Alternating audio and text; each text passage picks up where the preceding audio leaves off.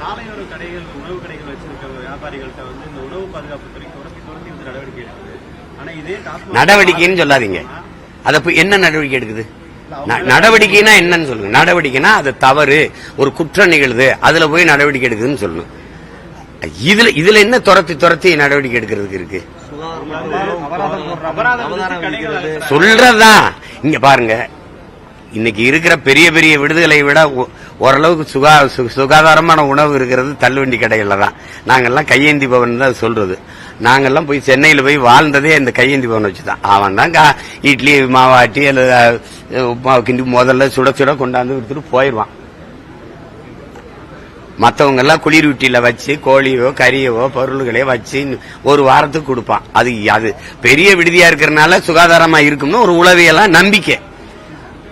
சொல்லு பணம் பறிக்கணும், அவனை தொந்தரவு பண்ணணும், அதனால நேர்மையா இருக்கிற மாதிரி காட்டிக்கணும். அது எப்படி நடத்துற எஜமான் யாரு தம்பி? இங்கதான் உற்பத்தியாளனே விற்பனையாளன் ஒரே ஆளா இருக்கிற ஆள் யாரு? இந்த ஒரு இடத்துலதான் யார் உற்பத்தியாளரோ அவரே விற்பனையாளரா இருக்காரு. எதுல? இந்த டாஸ்மார்க்ல அவர் தான் உற்பத்தியாளர், அவர் தான் விற்பனையாளரும் அவர் தான். நீங்க எஜமானுக்கு எதிராக, முதலாளிக்கு எதிராக நீங்க என்ன நடவடிக்கை எடுப்பீங்க? நடவடிக்கை எடுத்து பாருங்களேன் ஒரு தடவை.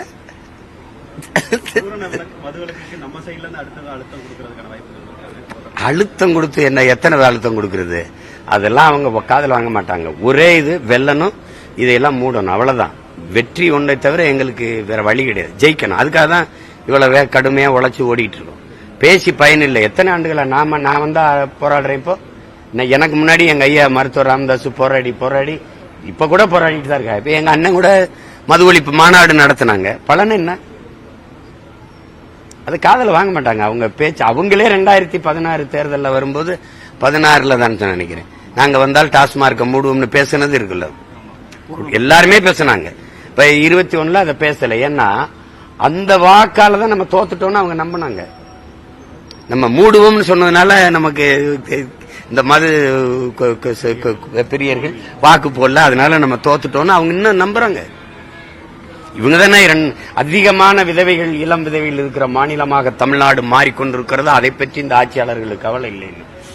இப்ப அதை விட அதிகமாக இளம் விதவைகள் இருக்கிற மாநிலமா மாறிக்கொண்டிருக்கு. அதை பற்றி அவர்களுக்கு கவலை இல்லை. இது ஒன்றும் பண்ண முடியாது. அது சாதனை, அப்பாவின் சாதனையில பிள்ளைகள் தாலி இருக்கிறது ஒரு சாதனை தான். அது ஒரு இல்ல. சட்டமன்றத்துல தமிழக வாழ்வுரிமை கட்சியோட தமிழ் சம்பந்தமா பேசும்போது அவனுக்கு வந்து வாய்ப்பு மறுக்கப்படுது. அது மட்டும் இல்லாம அவர் வந்து நீங்க வந்து அராஜகமா அதிகபட்சமா பேசுறீங்கன்னு சொல்லி இவர் சேகர் பாபு பேசியிருக்காரு. நீ வா போன்னு உரிமையில பேசியிருக்காரு.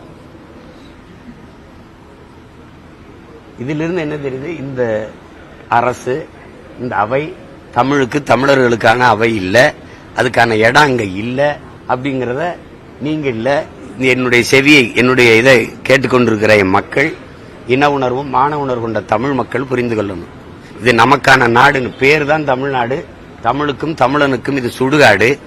நம்மை அவர்கள் வச்சிருக்கிறது, நமக்கு ஒரு உயிர் இருக்கு, உணர்வு இருக்கு, உரிமை இருக்குங்கிறது இல்ல, நம்ம கிட்ட ஒரு ஓட்டு இருக்கு, அதுக்காக தான் வச்சிருக்கான். அதுவும் அவ காசு கொடுத்து வாங்கிக்கிற முடியுங்கிறனால அதை பத்தி கவலைப்படுறது இல்ல. தமிழ்நாட்டின் அரசவையில தமிழை குறித்து, தமிழர் நலன் குறித்து, மொழி மீட்சி குறித்து, அதன் பாதுகாப்பு குறித்து பேச முடியாத சூழ்நிலை இருக்குன்னா அதுக்கு எதுக்கு இந்த அரசு? அது தமிழ்நாடு அரசு சட்டசபைன்னு ஏன் பேசணும்? அதை வேல்முருகன் வந்து என்ன சொல்றாருன்னா, சேகர் பாபு சொல்றத முதலமைச்சர் அப்படியே பேசுறாரு, அதிகபட்ச அப்படியே அதே வார்த்தையை பயன்படுத்துறாரு சேகர் பாபு அப்படின்ற மாதிரி அவர் சொல்றாரு. வருத்தமா இருக்கு சிஎம் பேசுறது. எது அதிக பிரசங்கித்தனம், எது அக்கறை, எது அவசியம்ங்கிறத 26 தேர்தல்ல தெரியும்ல, தெரியும், பாப்போம்.